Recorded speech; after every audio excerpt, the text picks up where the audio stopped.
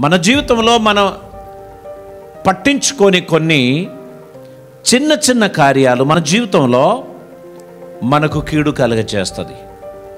మనము దేవుని కార్యం చేయడానికి దేవుడు మనల్ని పిలిచినప్పుడు మనలని వెనకకు లాగుచున్నటువంటి విషయాలు కొన్ని మనలో నుండి ప్రారంభమవుతుంది.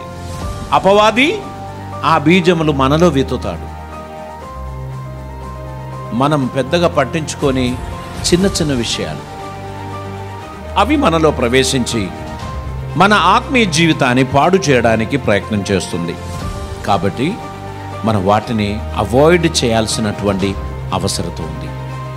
ఒకటి శరీర ఆశ. మనలో రకరకాలైన ఆలోచనలు, ఆశలు మనలో కలుగుతాయి. ఇది మన ఆత్మీయ జీవితాన్ని పాడు చేస్తుంది అని గుర్తించినట్లయితే వాటిని మనం ఖచ్చితంగా కంట్రోల్ చేయాల్సినదే. మనం కంట్రోల్ చేయకపోతే అది మనల్ని పూర్తిగా పాడు చేస్తుంది.